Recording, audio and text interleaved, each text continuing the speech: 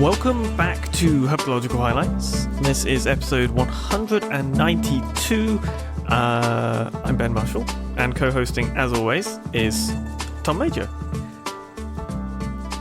What do we have for folk this episode? It's another snake episode, isn't it? We're a sucker for snakes, but... Yes. Inevitably, we're back on snakes, and I think the next episode is going to be a snake episode as well.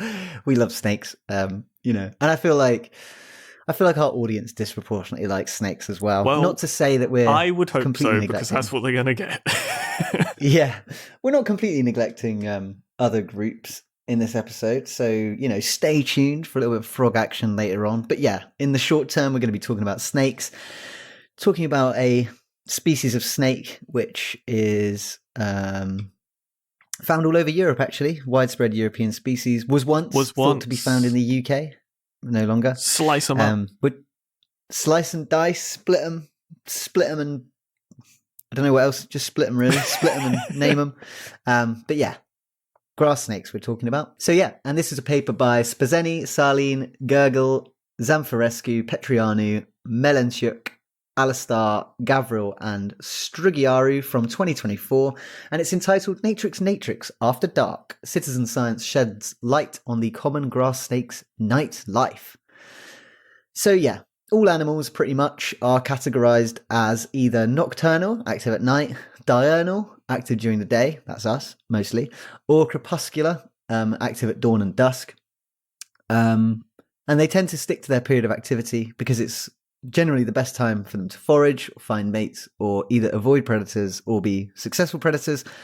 And of course, in the case of reptiles, being as they can't produce their own body heat, they are pretty reliant on temperatures being warm in order to operate. So that kind of controls when they're about. And you tend to see that in the tropics, where it's more warm and more humid, you get much more nocturnality of both reptiles and amphibians. Although, of course, there are exceptions. There's always exceptions. There's exceptions north and south, I feel. Yeah, broad tendencies is what you're getting at here. Yeah. And there are some snakes which are known to sort of shift between being diurnal and nocturnal. So although we think of these kind of categories as sort of quite rigid, an animal is either nocturnal, crepuscular, diurnal, they do sometimes shift around. Individuals and sometimes that can shift too. I mean, there's instances where juveniles will be one way, and then as adults they'll flip from nocturnal to diurnal, or vice versa. So it's pretty flexible and pretty plastic. Quite a plastic trait, I would say, for both individuals and species at times. It'd be very strange to be a species who suddenly reaches a certain age and then decides to switch to a night shift. Yes, I'm not sure. I feel like... So the example I'm thinking of is our dear friends, the cane toad, and it's something that's occurring in their invasive range. I don't know if it occurs in their native range, and it might be it's been a very long time since I read the paper. It might be a response to the densities that are occurring in their invasive range. So it's like a necessity where the young ones are trying to escape the cannibalistic tendencies of the larger adult frogs. Yeah, and that's a really cool example of, like, not only do we know that individual species is nocturnal during the day. Nocturnal during the day? What does that mean?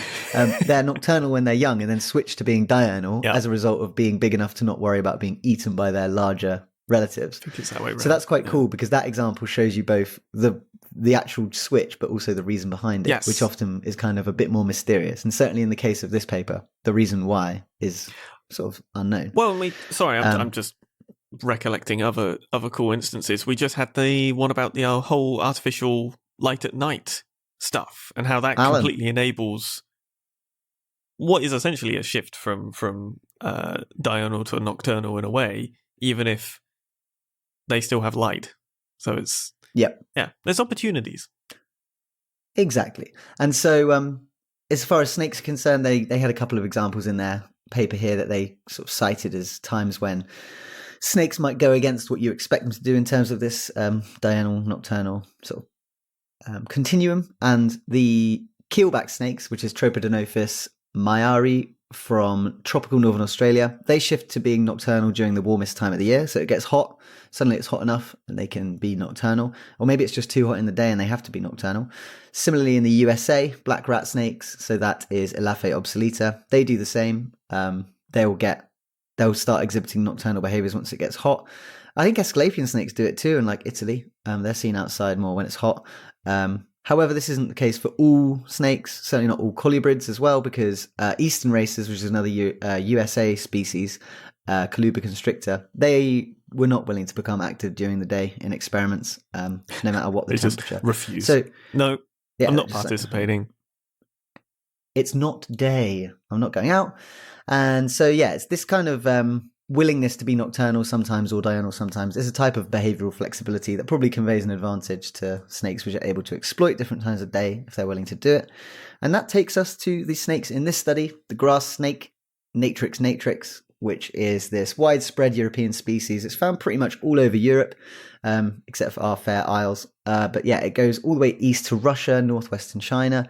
And they're Natrix until they reach the River Rhine in France as they come west. Populations west of the Rhine, including those in the UK, are now considered to be Natrix helvetica. They were reclassified in 2017. They were renamed Natrix helvetica, which is, the barred-grass snake. Yeah, we covered it because that was just after we started. And I remember the BBC News, we've spoken about this before, but BBC News printed an article which is like, new species of snake described in the UK. Oh my God, now we got an extra snake. And it's like, nah, we don't have an extra snake. We have a same snake which now has a new name. Yes, so we still have the same number of species. Yes. But it did mean that there are now some populations of Natrix in the UK which were released by people. And so one of the other sort of side effects of the barred grass snake being reclassified as its own species was that the UK gained a new non-native species of snake, which is Natrix from further east. So previously the Aesculapian snake was the only one, but then we gave Natrix helvetica a new name, and suddenly the Natrix in the UK, which do look slightly different, they don't have the barring on the flanks. So yeah, we kind of gained a new introduced species that day as well.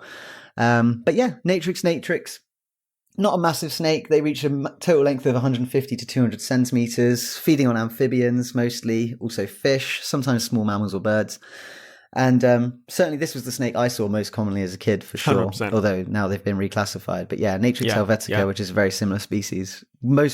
Probably the most, I mean, it depends where you live, really, but if you're hanging out near water, I was going fishing a lot. If you're walking along the canal, this is the snake you'll probably see. They are very strongly tied to water, garden ponds, all that kind of stuff. They're part of this subfamily Natricinae, which is part of Colubridae, or its own family Natricidae, depending on your taxonomy. I can never remember which is like currently accepted. I think what you've just said essentially covers all your bases, and it's fine. Yeah. Yeah.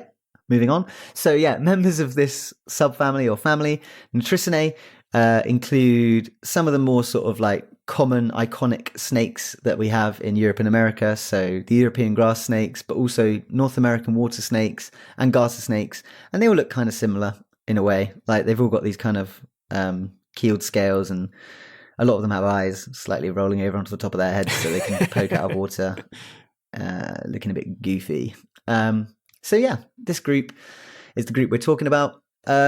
I didn't know anything about the name Natrix actually, Ben, but there's some interesting etymology here. So Natrix is actually a classical Latin word for a water snake. To be fair, that's what I was going to guess. If it's a European species and it's a word that you don't sort of recognize, it tends to just be the word for the animal that was used before. Yeah. No, and it totally is. And so the word Natrix actually comes from a Proto-Indo-European root meaning snake. So Proto-Indo-Europeans are this like hypothetical prehistoric group of language speakers from Eurasia who spoke this language that we call Proto-Indo-European, which is like the common ancestor of Indo-European languages, including Latin. So people have been calling these snakes by the name for probably likely over 6,000 years in some form or another. And they think that it was influenced through folk etymology from the Latin nare and nater, which both mean swim. So it appears to be essentially a word for swimmer. And also sort of with connection to just snake as well. Yeah, so it's a swimmy snake. Yeah. So yeah, Excellent. good name, Natrix. And so, nocturnality isn't completely unknown from this species. It's been printed in field guides that they can be nocturnal sometimes, but like no one's really sure where that information came from. So classic field guide stuff where the actual observations get a little bit lost to the annals of history, and it's hard to sort of double check, and it requires a study like this to maybe put a bit of evidence behind those claims. Exactly. And they were interested in whether nocturnal or crepuscular behavior in grass snakes had been documented, and whether it varies because of environmental conditions, be it temperature, time of year, whatever, and whether it varies across the range, and also whether it varies between the color morphs that grass snakes have, because grass snakes can either be plain green, which is most common, or they can be green with yellow stripes, and occasionally you get melanistic ones with a lot of black pigmentation. And so the authors wanted to know if the different colors also behave differently in this regard. And they got their data from iNaturalist, didn't they? Classic. Good old iNaturalist. I don't know if we talk about it enough, to be honest, but it is such an incredible platform for just it's just opportunistic observations. It's not sort of standardized surveys or anything like that. It's just see an animal, put it on iNaturalist, the community help verify its identity. When it's up to a certain level of confidence, it can be brought in and used in studies like this. Yep, absolutely. And so they managed to get close to 10,000 observations of Natrix from iNaturalist. So, excellent work by all the citizen scientists who managed to get that online and contribute to the database. That's awesome. And so they were basically just looking to see, they looked to see if any of the pictures were taken at night. And if they were, they sort of categorized them and gather a load of information about them. They managed to scrape loads of environmental information from various online repositories, which is really cool. So they knew like how much moon there was. They knew the temperature. Yeah. They wanted to just have a look and see what was influencing times when grass snakes, considered to be diurnal day active species, were actually going out at night. And so broad, I think they got broad thing to start off with. You got 9,745 records. Of those, 93 were crepuscular or nocturnal, which isn't very many in the grand scheme of things, but also has this nasty sampling bias, which is probably underplaying the crepuscular and nocturnal activity of these snakes, is that people tend to be more active out and about looking at animals in the daylight, and also snakes are probably easier to see in the daylight, especially these guys.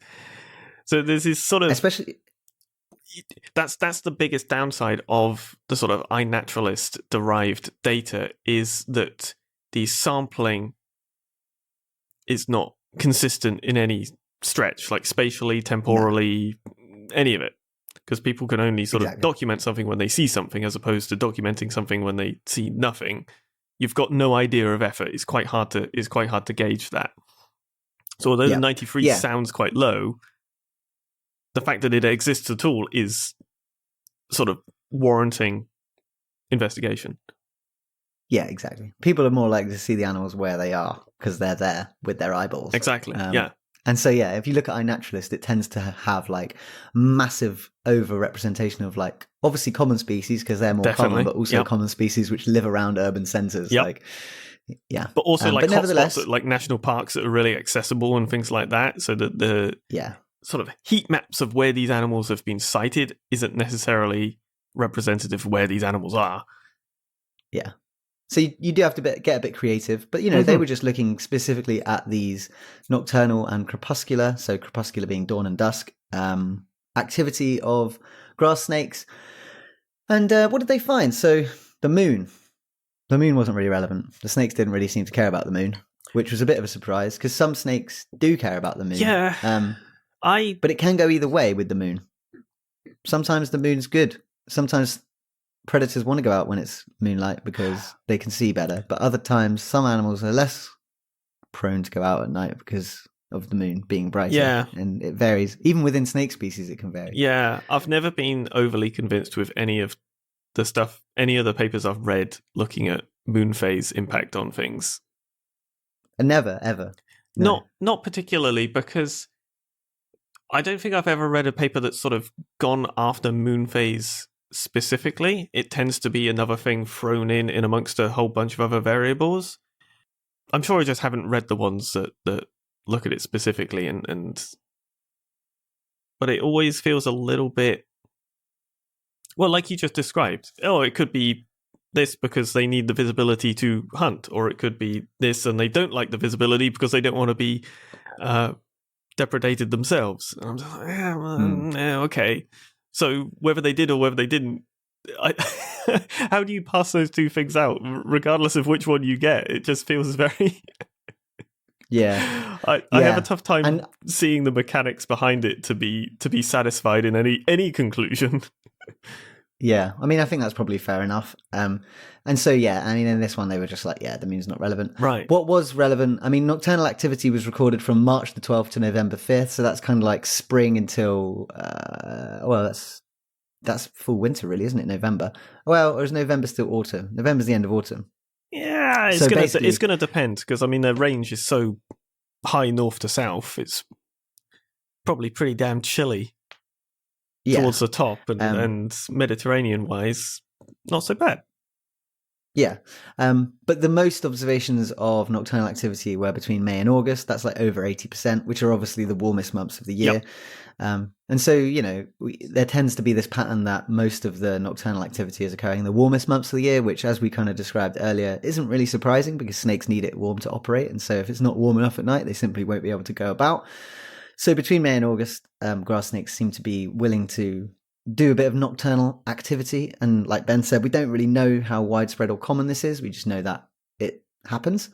And it was most common in the warmest part of the range in the southern Balkans, which is in southeastern Europe, where the temperature is like 4 to 6 degrees higher than other parts of their range anyway. So more likely to be in warmer parts of the year and more likely to be in warmer places. Yeah. And linked to that, they were interested in the color mutations to see, okay, well, if you've got a pure black snake, is that more or less likely to go out at night? And similarly, the stripy ones and the plain ones.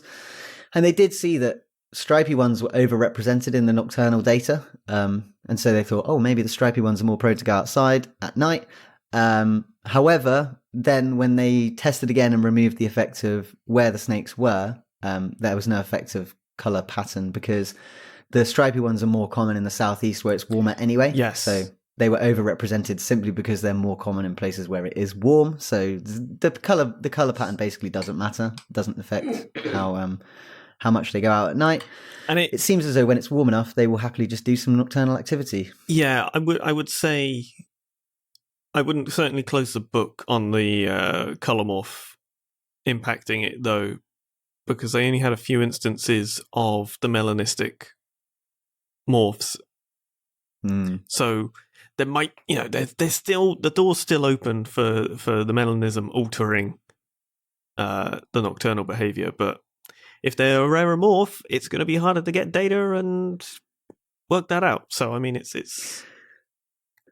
we should do a deep dive on melanistic reptiles sometimes because it's such a weird one. Like there's so many species where melanism seems to be like relatively common, but very seldom seems to but very, very seldom seems to overtake the entire population. It's always just like some individuals are all black, and so it's obviously there are some species of reptile which are completely all black, where the whole melanistic thing's obviously taken over. But in most species, it seems to be this thing which manages to survive and reach adulthood at low levels, but never quite overtakes. So it's a very interesting thing, and there's been loads of studies into why. But I feel like I've never really managed to get my head around all the benefits or costs of it, and I feel like it is something which we still don't really understand that well. So that's the impression I get. Yeah, there's been lots of work looking into it, but nothing that quite. I think it's tricky. I think sample sizes is just one of the trickier aspects of it to begin with, Yeah, and I think sample size being the trickiest thing really kind of takes us back full circle to the point about how brilliant this, in this case, iNaturalist, but how brilliant the use of citizen science is. And herpetology massively reaps the rewards of this, probably disproportionately, because snakes and other reptiles are so cryptic. If you're looking to go and study them, it's really tricky. So if you can rely on people to actually take pictures for you, and even it's just a point in time, as these observations build up, they can be really, really useful. So I think keep contributing to citizen science. And I just wanted to give an honourable mention as well, because there are a couple of other European species of snake in the subfamily Natricinae that also can be nocturnal. So dice snakes and viperine water snakes are also known to do this occasionally. So grass snakes are by no means alone, but we do need more research to determine what they're actually doing at night when they come out.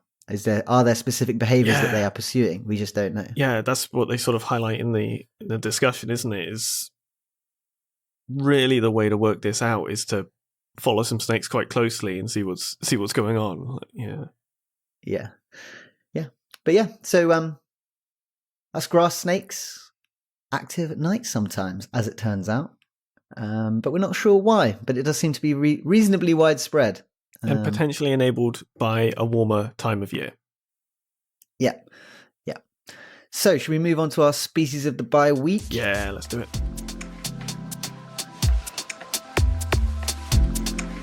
Okay, we have a paper here by Gabriel, Rothe, Köhler, Rakotomanga, Edmonds, Galán, Glaw, Lehtinen, Rakotoarison and Vences 2024. Unexpected diversity and co-occurrence of phytotelmic frogs around Andasibe, one of the most intensely surveyed amphibian hotspots of Madagascar, and descriptions of 3 new species. Fluent heck, it's a bit of a paragraph, that title, but there you go. Published in Zootaxa.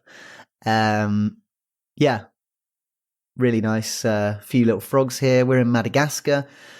Madagascar is home to 412 species of frogs prior to this paper. The vast majority of them are endemic because Madagascar is an island separated from the African mainland by about 400 kilometers, which is quite far, and it has been for a long time. And frogs and salty water don't really mix, so if there were frogs on the island when it's split off, that's it. They're not going back. Not going home. Yeah, that's it. Exactly. And of course, Madagascar is this sort of haven of a very, very broad variety of habitats.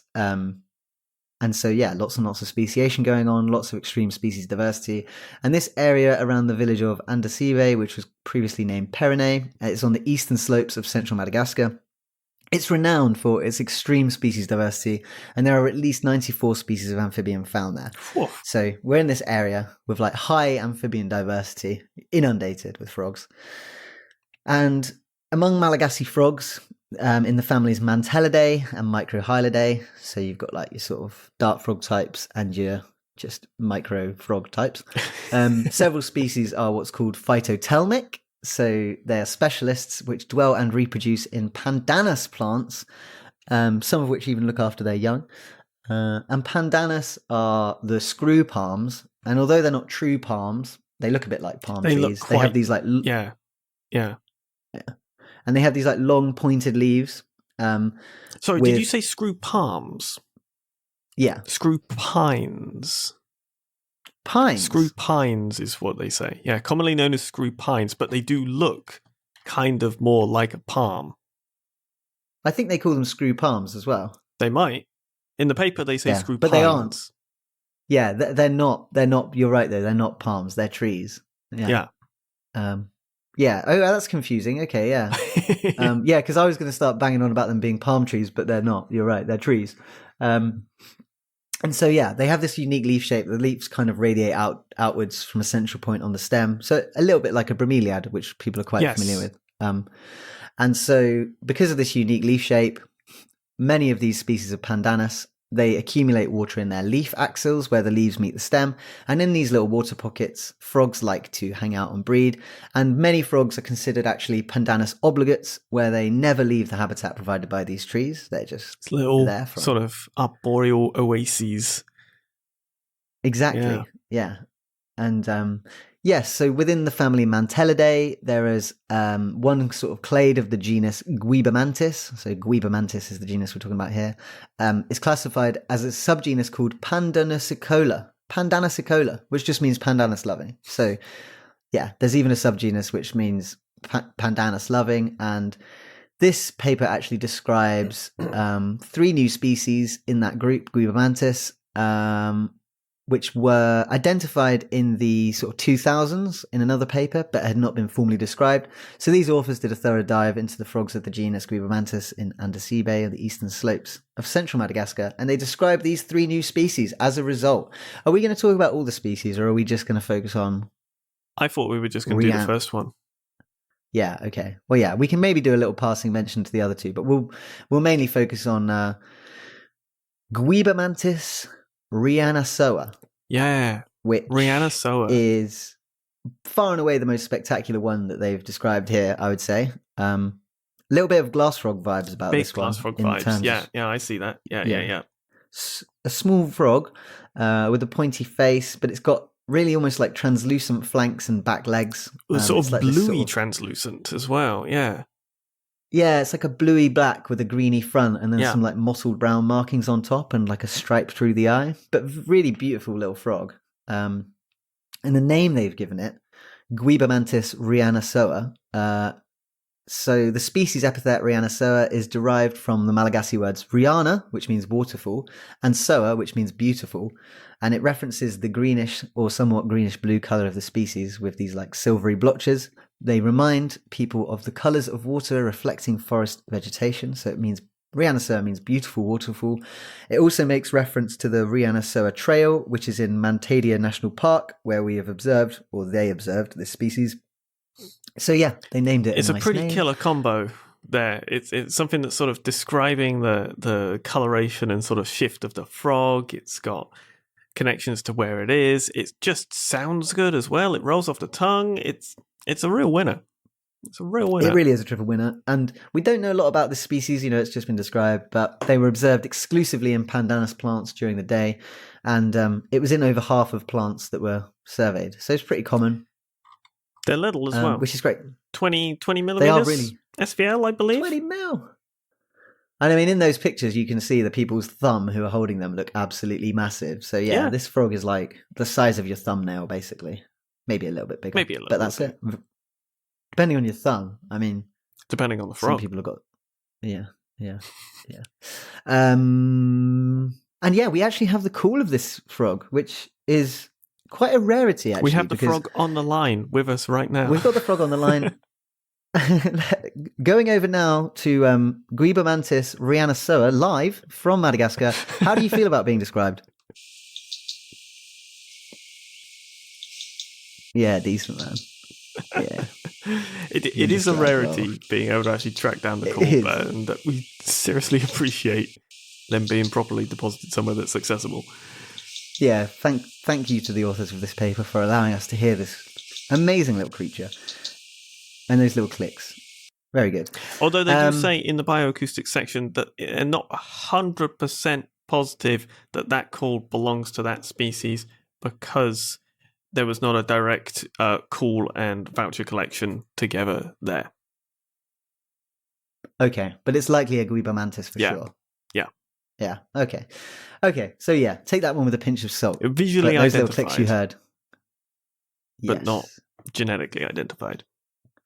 It just seems like they had a little bit too many frogs around to know what was going on. I mean, inundated. The way you were describing this location with a 90-something species of frog, I could see it. Gosh, man, amazing. So, yeah, they also described a couple of others,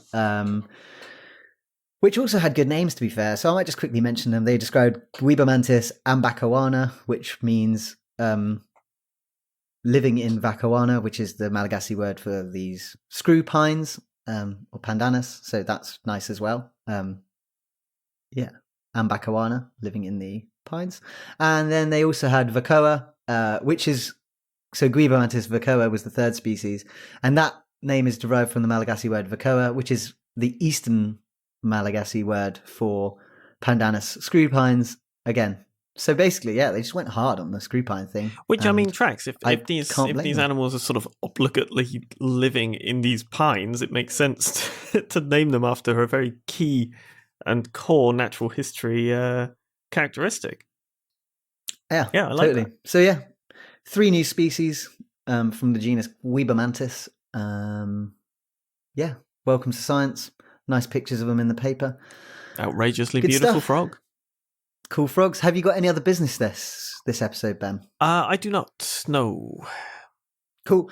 I just had a really quick one. We had a message from Rob Stone of Morelia Python Radio fame, and he just got in touch to basically say that he really enjoyed our spitballing on the ontogenetic color change of green tree pythons and other similar species of snake that we did a couple of episodes ago, maybe. Unsubstantiated spitballing, yeah. Yeah, but he said that because you mentioned that, so, okay, just to go back. So green tree pythons, they're green when they're adults, but they start off as either bright yellow or bright red. I think they can very occasionally be green when they're born as well, but I don't know if I've ever actually seen that. But essentially they have this color change where they go from either bright yellow or like brick red to green as they get older. And we were kind of spitballing as to why that might be it camouflage or something to do with predator avoidance. And apparently, according to Rob, yellow, so the yellow babies, they may not be as visible to avian predators as they are to humans. So some birds might find that more difficult to distinguish from green, perhaps. Yeah. And he said also that the evidence suggests that the neonate color in green tree pythons is a simple recessive trait, with yellow being recessive to red, which is also kind of interesting. So you could have... Okay. Yeah, so red's dominant. Red will dominate over yellow, but you can get both in one clutch. You know, for this trait to persist, it must have some kind of benefit. Yeah. Huh. That's interesting. There you go. So thanks, Rob. Recessive, yeah. Rob also sent me loads and loads of pictures of rattlesnakes, which was really nice. Super. And also a little king snake, little Lampropeltis, which is cool. So yeah, thanks, Rob, for getting in touch. Yeah, thank you. But yeah, I certainly haven't got anything else to add. So I think really, if you want to get in touch with us, you can. herphighlights@gmail.com if you've got a question, if you've got a comment. Thanks as always to our amazing Patreons. Patreon.com/herphighlights. I have some new Patreon shout-outs, which I will do in the next episode. But yeah, all that remains to be said. Thanks for listening. Thanks for listening.